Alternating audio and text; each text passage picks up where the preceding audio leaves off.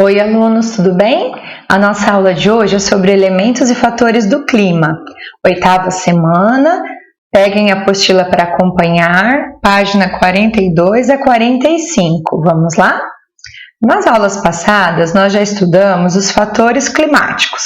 Nós vimos os astronômicos, eixo de inclinação da Terra, curvatura da superfície da Terra e a incidência dos raios solares.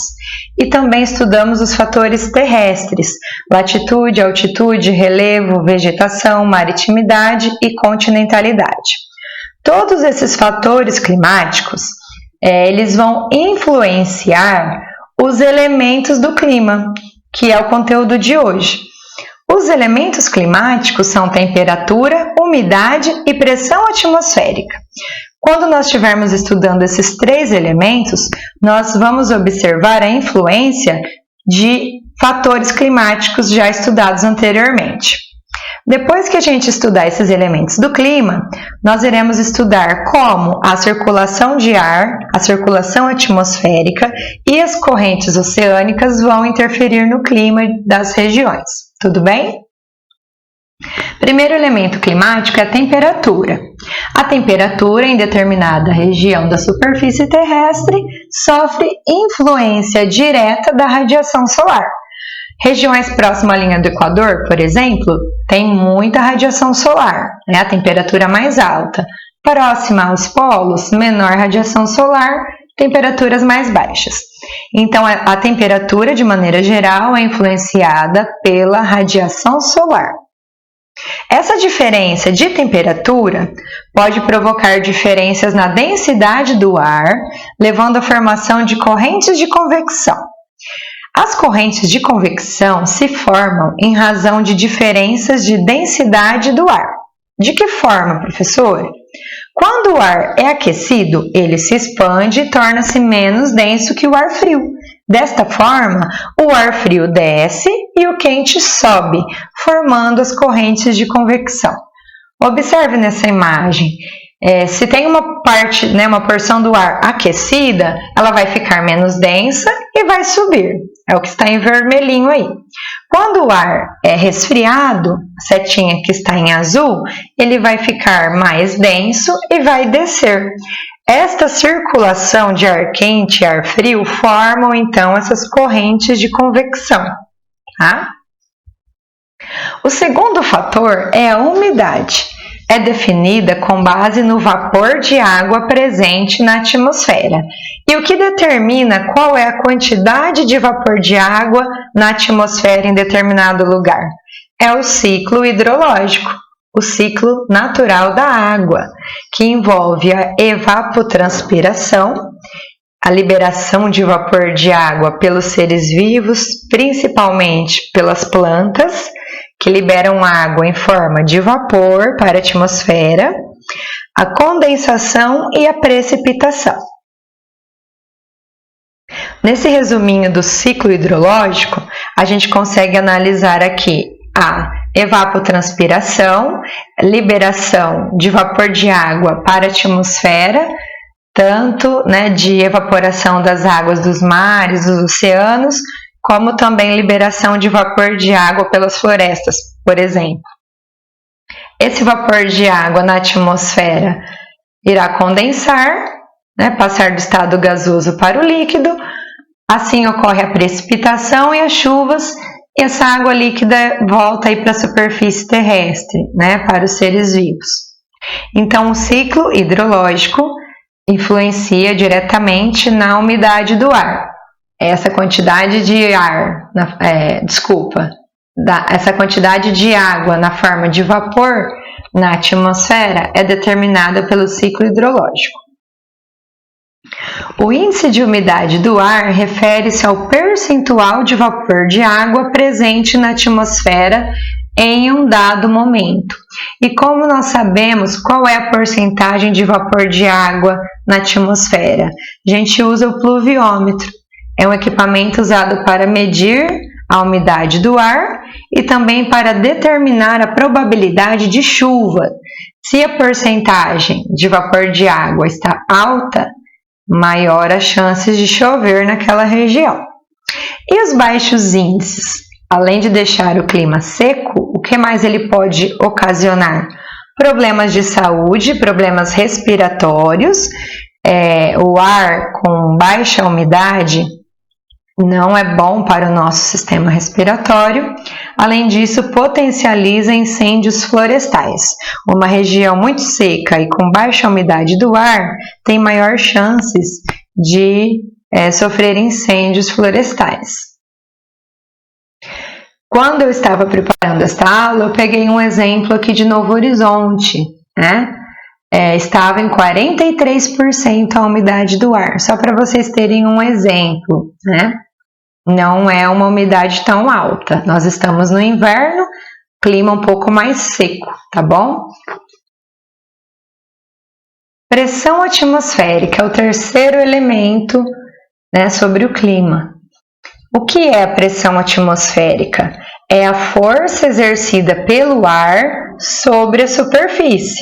Então, aquela camada de ar que está em determinado local vai exercer uma força ou uma pressão sobre a superfície que está embaixo, tá?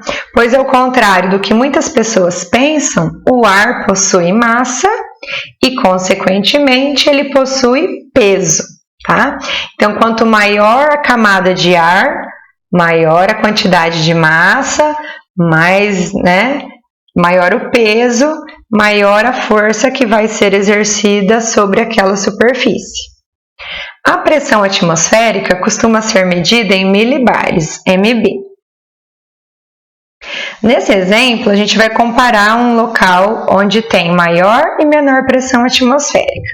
Então, observe no topo dessa montanha. A quantidade de ar sobre a superfície é menor, terá menos peso e, consequentemente, menor pressão. Então, essa camada de ar tem uma menor pressão. Significa que as moléculas de ar estão mais dispersas, mais soltas, né? O ar fica rarefeito. Já nesse outro ponto, a quantidade de ar é bem maior, o peso será maior e a pressão também será maior sobre essa superfície, se a gente comparar com essa. Tudo bem? A variação de pressão está associada a diferentes temperaturas, que geram dilatação ou contração dos gases. Então, nós vamos entender agora como que a temperatura do ar vai alterar ou influenciar a pressão naquele local. Se a temperatura for elevada, se o ar estiver quente, ele vai sofrer dilatação, aumenta o volume, diminui a densidade e o ar fica menos denso. Com isso, terá menor pressão sobre a superfície e o ar sobe. Então, em altas temperaturas, ocorre a diminuição da pressão do ar, da pressão atmosférica, e ele vai subir. Quando as temperaturas forem baixas, ocorre o oposto. A contração do ar, a aproximação das moléculas, aumenta a densidade, aumenta a pressão e o ar desce. A gente pode resumir, temperaturas elevadas, o ar sobe, temperaturas frias, o ar desce. Nesse exemplo, nós temos dois pontos. O ponto A, altas pressões, e o ponto B, baixas pressões. Então, observe, no ponto A, o ar é mais frio, mais denso, então vai formar uma maior pressão e a tendência dele é descer. No ponto B, o ar é mais quente, ele fica menos denso e ele sobe, formando uma área de baixa pressão. De certa forma, isso gera um ciclo, O ar quente sobe, o ar frio desce. O ar quente sobe e o ar frio desce. Então, essas diferenças de pressão atmosférica acaba provocando uma circulação das massas de ar, que nós vamos ver mais para frente. Tudo bem? Com a observação das nuvens, é possível também realizar previsões a respeito do clima. Para que uma nuvem se forme, o ar precisa ser forçado a subir, de modo que o vapor de água se condense. Existem 4 maneiras de o ar subir. A primeira é por convecção, que nós vimos lá nos primeiros slides, né? Então, eu tenho uma superfície aquecida, o ar fica menos denso, e sobe, formando nuvens, né?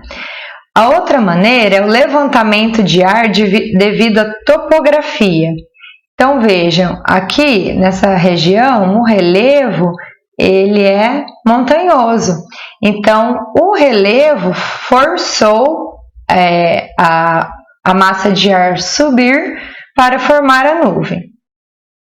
Convergência do ar são regiões de baixa pressão, né?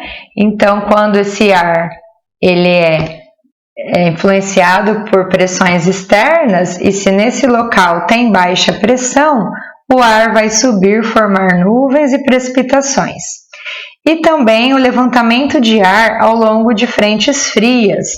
Então, quando chegam as frentes frias de ar mais denso, né, com maior pressão, força o ar quente a subir.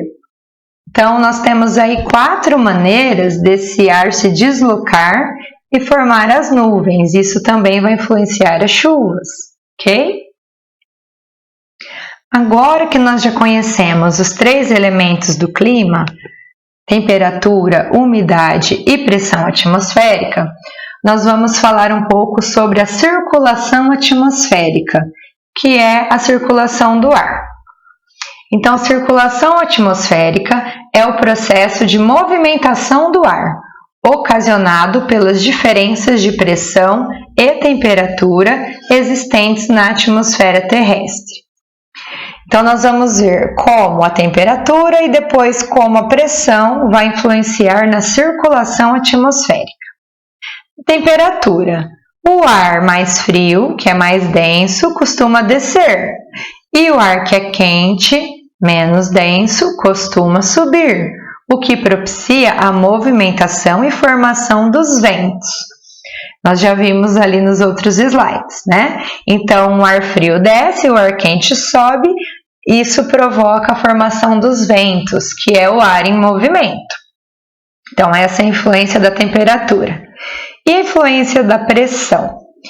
Essas movimentações de ar também ocorrem das zonas de alta pressão atmosférica, onde há maior quantidade de ar acumulada, para as zonas de baixa pressão atmosférica.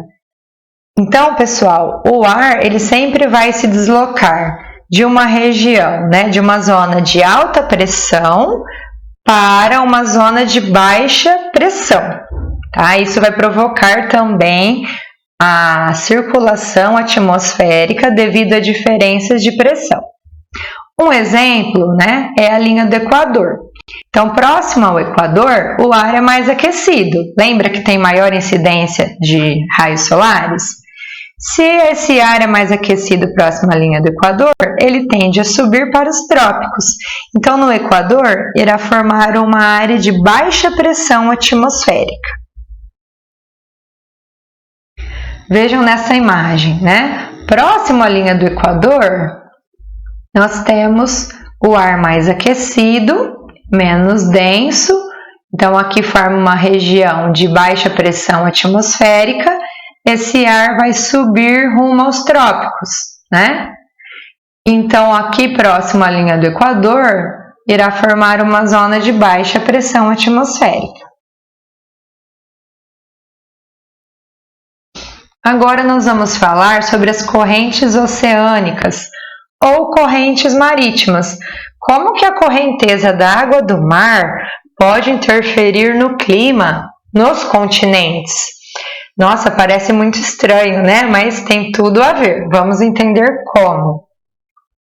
As correntes oceânicas são massas de água que se deslocam nos oceanos e apresentam condições específicas de temperatura, influenciando diretamente o clima. Então, nós vamos analisar as duas situações, quando a correnteza da água do mar é de água quente e quando ela é de água fria. Vamos ver o que vai acontecer. Quando as correntes oceânicas são quentes, em regiões em que o mar é mais quente, por exemplo, a evaporação aumenta e eleva a umidade, que se dispersa para outras regiões. Então veja, se a água do mar naquela região é quente, mais água vai evaporar, vai aumentar a umidade do ar e essa umidade do ar vai se dispersar, deixando toda aquela região com o ar mais úmido. Tá? E se for fria? Quando as correntes são mais frias, a umidade local diminui, a pressão atmosférica e a umidade passam a ser menores, o que faz com que a região acabe sugando as massas de ar de outras localidades. Então, se na massa de ar quente ela dispersa a umidade, se na região da corrente oceânica, né, mais quente, ela acaba dispersando a umidade, quando a massa de água é fria, pelo contrário, ela suga, ela atrai a massa de ar para ela, tudo bem? Isso vai provocar alterações nos seus climas. Então, as correntes marítimas podem ser de água fria ou de água quente. E como que fica a situação do continente banhada por essas águas? Vamos ver por comparação, tá? Então, as áreas dos continentes que são atingidas por correntes de água fria terão clima seco. E as áreas atingidas por correntes de água quente terão clima úmido. Por quê? Né? Vamos entender o porquê. Quando a massa de água é fria, o clima fica mais seco. Por quê? Terá menor evaporação da água fria, formam-se ventos mais frios, ocorre condensação do vapor de água e a saturação dessas nuvens antes de chegar no continente. Isso gera chuvas sobre o próprio oceano. Tá? Então, quando a massa da água do mar é fria, aquela corrente marítima é fria, a saturação da nuvem ocorre ainda sobre o próprio oceano e acaba chovendo sobre o próprio oceano, não chegando chuvas aos continentes, né? Não chegando muita chuva, chega pouca chuva aos continentes. Onde ocorre isso? Costa oeste da América do Sul. E quando aquela região do continente é banhada por água quente, o clima vai ser úmido. Por quê? A água quente terá maior evaporação de água, os ventos serão mais quentes, ocorre a saturação das nuvens no continente. Então, ocorrerá chuvas em cima do continente e não do oceano, né? Como nós vimos na água fria. Então, as regiões próximas à linha do Equador é que vão sofrer essa interferência de correntes marítimas de água quente. Tudo bem, pessoal? Então, se precisar, façam um resuminho aí no caderno, anotem, estudem por comparação, tá? Então, por que quando a área atingida por uma corrente de água fria vai ter clima seco? E por que quando aquela área do continente é atingida por corrente de água quente, terá o clima úmido? Então, tem a listinha aqui para vocês, tudo bem? Aqui nós temos um exemplo das correntes marítimas, né, no planeta. E lógico que ao longo de todo o percurso, a água ela é aquecida ou resfriada, né? E isso influencia diretamente aí as regiões de continente banhada por essas correntes. Nessa outra imagem, nós temos as principais correntes aí do planeta, né? Observe aqui no Brasil, né? Tem uma corrente de águas quentes aqui perto da nossa costa, né? Se é quente, lembra que o ar fica mais úmido, né? E forma um clima mais úmido. E já na outra costa, olha lá, essa corrente é de água fria, então esse clima aqui será um clima mais seco, tá bom? Com menor umidade do ar. Para vocês tirarem dúvidas ou terem mais informações, eu coloquei a sugestão de um vídeo que vocês podem procurar no YouTube, Elementos e Fatores do Clima.